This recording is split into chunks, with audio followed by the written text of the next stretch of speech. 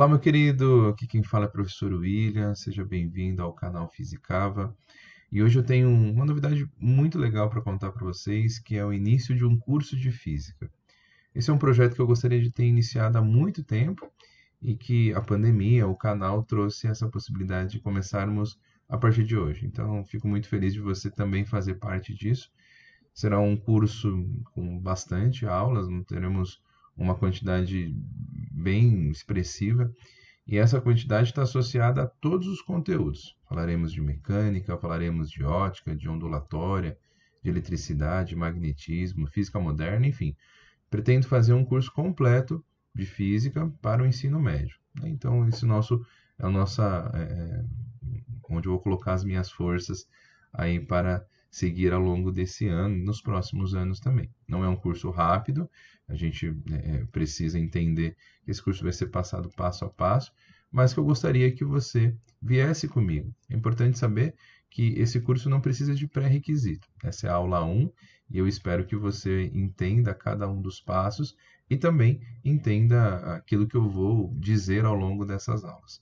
É uma oportunidade boa para quem está começando a estudar e quem também está revisando os conteúdos que de repente esqueceu, né? Então, bora para essa missão aqui que a gente tem, né, de fazer você entender os conceitos de física e desmistificar um pouco aquela coisa de que física é uma coisa muito difícil, uma coisa totalmente fora do nosso alcance do conhecimento. Então, nessa primeira aula eu escolhi começar com um sistema internacional de unidades, né, que é um tema que você precisa compreender, é a base para poder responder muitas coisas na física, de todas as frentes, seja na mecânica, seja na ótica. Por quê?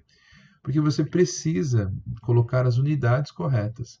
Sempre gosto de começar uma discussão falando assim, se eu dissesse a uma pessoa, a internet me proporciona isso, se eu disser para você, eu moro aqui hoje no Belém, estou fazendo essa transmissão aqui no Belém, que é um bairro aqui de São Paulo.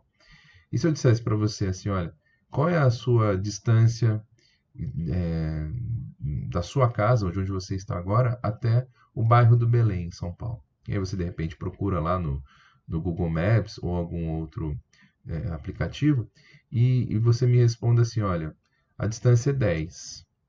E aí eu posso entender que são 10 o quê? São 10 metros, que você pode ser aqui o meu vizinho, que pode estar assistindo. São 10 quilômetros, que você pode estar em uma região próxima aqui ao Belém, pode estar no Tatuapé, pode estar na Penha, pode estar numa região próxima aqui. Ou de repente você pode responder esse 10 em outras palavras, eu preciso dar a unidade correta para onde eu estou. Então, toda resposta que você der em física necessita de ter a sua unidade, né? Então, é por aqui que a gente vai começar, porque a gente sempre vai precisar dessas unidades para poder responder as perguntas que foram feitas na física, né? Então, eu começo falando aqui sobre o Sistema Internacional de Unidade. A sigla para ela é apenas SI. E aqui eu começo a nossa discussão falando sobre que foi a partir da Revolução Francesa que houve o abandono das medidas antropomórficas. O que significa isso?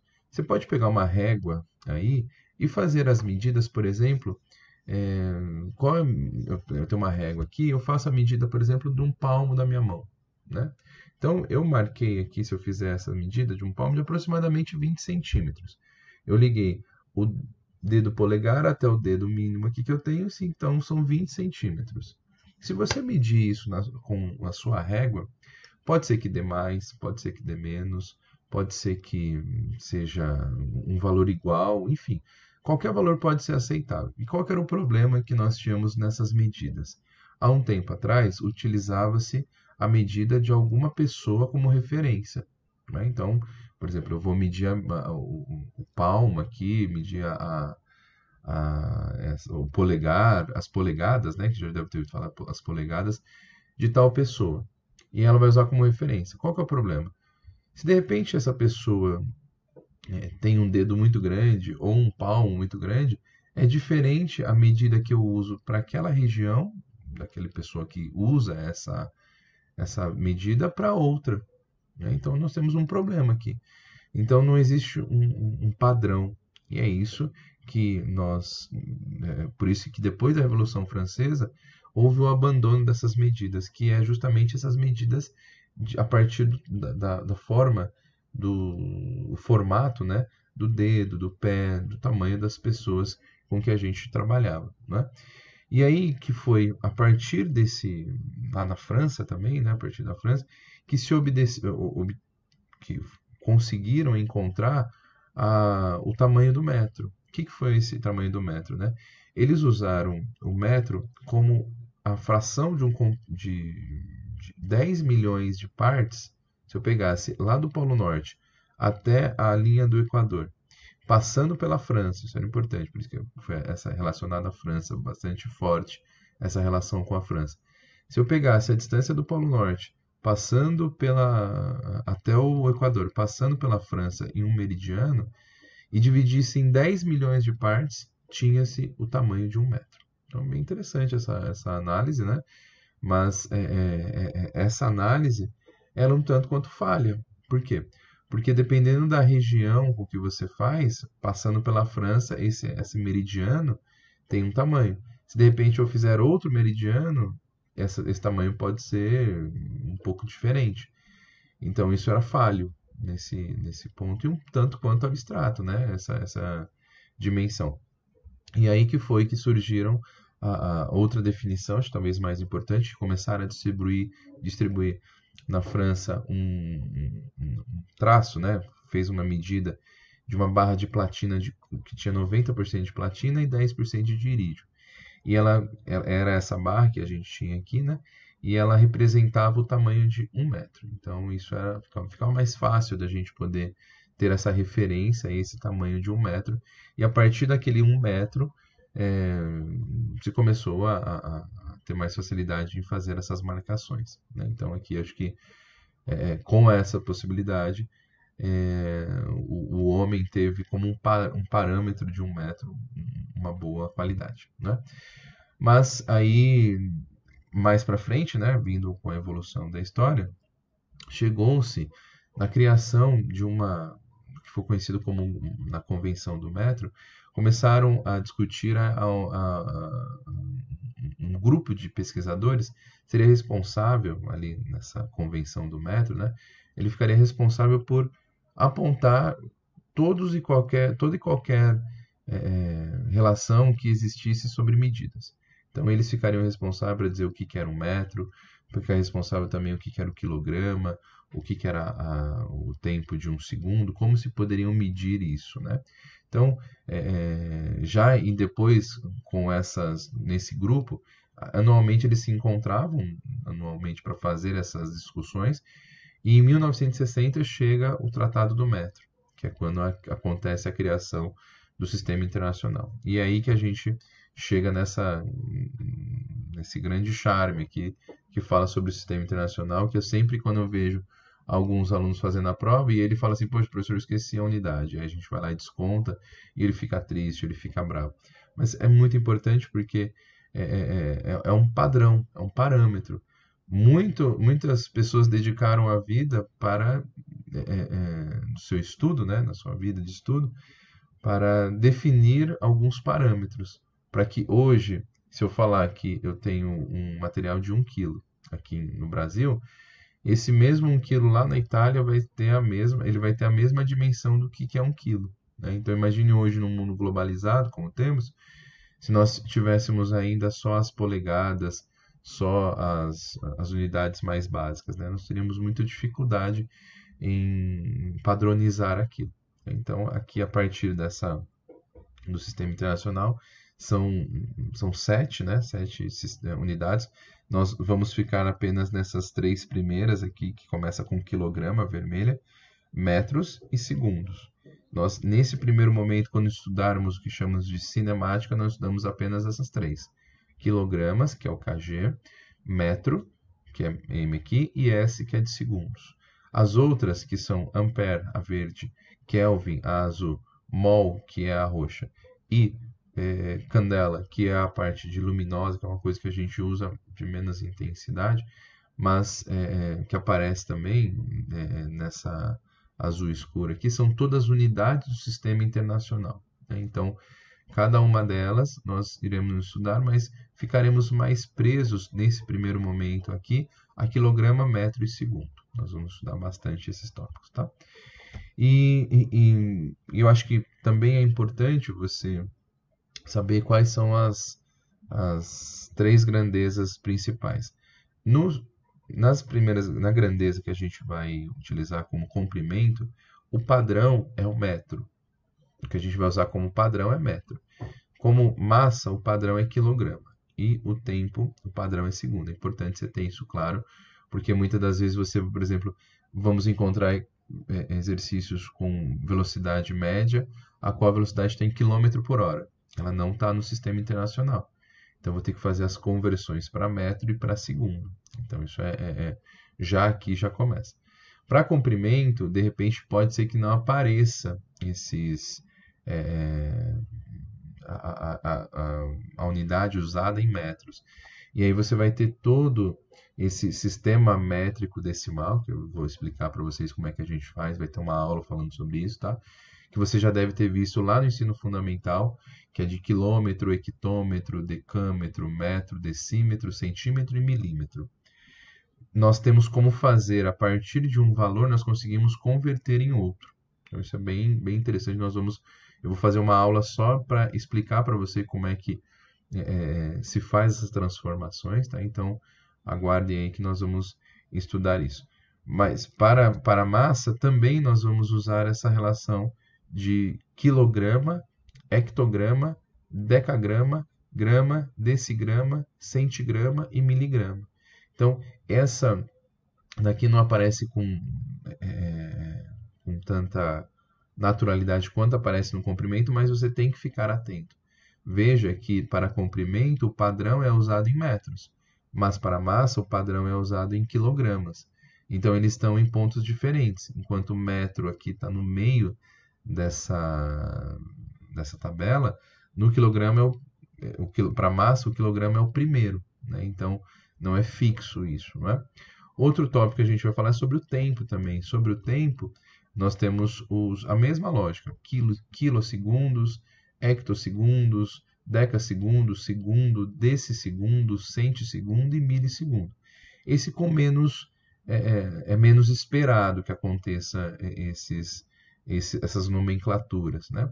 Mas que de repente pode aparecer para você e você tem que estar preparado.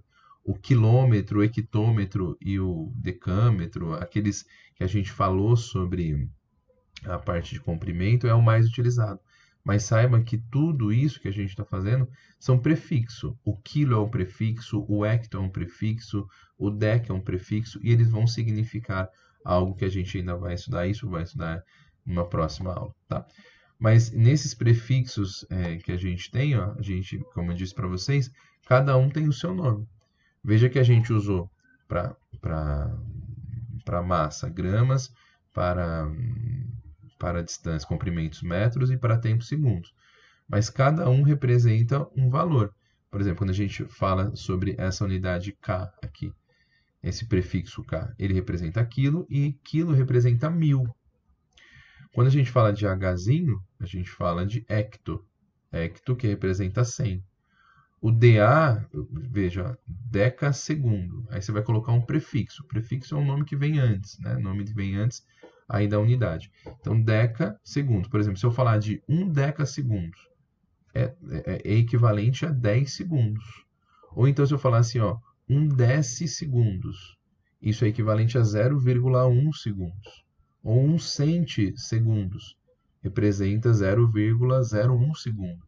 Se eu falar 1 milímetro, representa 0,001 metros, né? Então, todos esses prefixos que nós vamos utilizar, eles são importantes na hora de entender a nomenclatura que está atrás dessas unidades, né? Existem outras também importantes prefixos que são menos usados, mas que não por isso menos importantes, né?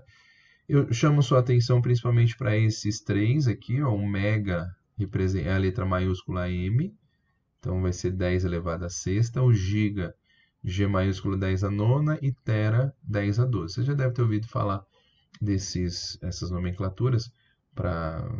Você vai ver a memória de um celular, você vai ver também a frequência do celular, enfim, a quantidade de espaço que você tem no seu celular aí, você já deve ter ouvido falar de megabytes, gigabytes, terabytes, enfim, essa nomenclatura faz referência à base 10. Isso são 10 elevado a 9. Isso transformando, né, é equivalente a 1 bilhão de bytes, por exemplo. Se eu falasse de 1 gigametro, é 1 bilhão de metros. É tudo aquilo. Novamente, são prefixos. O prefixo representa o tamanho, né? O valor, a gente fala de zeta, esa aqui, são os valores de 10 elevado a 18, 10 elevado a 21, enfim, cada um tem o seu determinado valor. Também temos o que a gente chama os de base bem pequenininha, né? Os valores aqui, esses aqui são para as bases maiores, são números bem grandes, né? 10 elevado a sexta é o 1 mais 6 zeros. Isso é equivalente a 1 milhão. 10 a nona, 1 bilhão. 10 a 12, 1 trilhão e assim por diante. Agora, esses daqui é o 0,000001. São 6 zeros e o 1. Então, tem 0, aí mais 5 zeros e o 1. Então, quando a gente fala de micro, esse símbolo vai aparecer muito para a gente. Tá? Então, é o símbolo Mi. O nano, 10 elevado a menos 9. Você já deve ter ouvido falar da nanotecnologia. Quando você cria uma tecnologia para esse comprimento. Né? Então, você já deve ter ouvido falar do microscópio, onde você consegue pegar um objeto, colocar diante do microscópio e fazer com que um objeto do tamanho de 10 elevado a menos 6 seja possível de ser visto. Né? Então, esses outros nomes também são importantes para vocês, mas que não caem. Não caem normalmente. O pico e o femto até podem aparecer, mas esses outros três aqui é bem, bem difícil aparecer. E em um enunciado de um vestibular grande, é muito provável que ele te dá essa informação de que, por exemplo, um picômetro é 10 elevado a menos 12 metros. Então, aqui são unidades que a gente utiliza bastante, tá bom? E por último, falo sobre importantes conversões de unidades. Aqui para massa, aqui 1 tonelada é 1000 quilos, isso é bom você saber. 1 quilate, que é a unidade que a gente vê para massas bem pequenininhas, né? De materiais aí de pedras preciosas, né? Cada 0,2 gramas você tem 1 quilate. Uma arroba utilizada aí na pecuária, o peso de um boi, de uma vaca, uma arroba é equivalente a 15 quilogramas. Para comprimento, eu também tenho aqui uma milha utilizada nos Estados Unidos, né? Uma milha lá, são tantas milhas de distâncias. Uma milha não é equivalente a 1 quilômetro, tem gente que confunde com isso, né? Uma milha é equivalente a 1.609 metros e 34 centímetros. Diferente, né? Então, e é uma diferença importante, né? São 609 metros aí de diferença para o quilômetro, tá? Lembrando que 1 quilômetro são 1000 metros, né?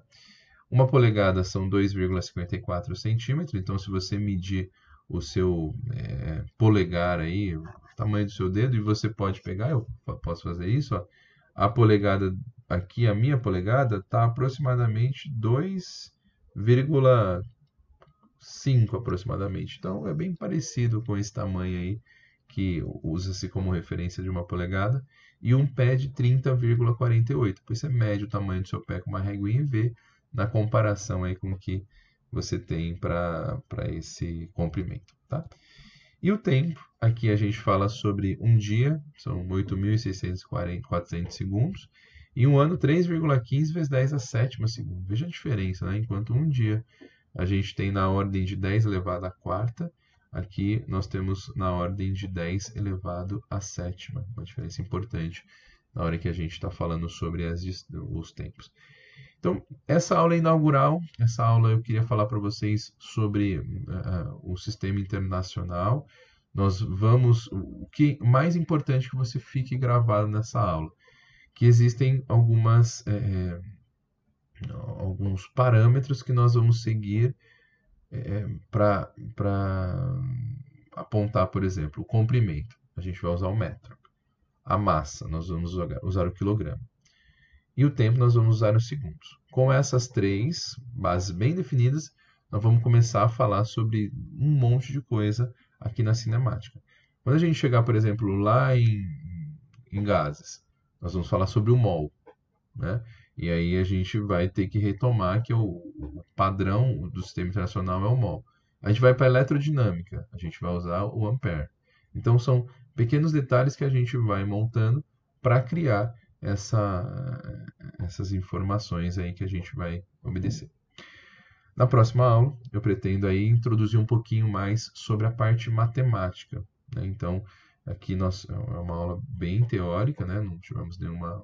Claro que existem exercícios importantes de conversão, mas eu vou falar um pouquinho depois sobre o sistema métrico, como é que a gente faz as conversões, e aí a gente dá prosseguimento. Espero que você tenha entendido tudo o que eu tenho dito aqui nessa aula, e a gente se vê numa próxima aula, na aula número 2, que vou colocar já para vocês também.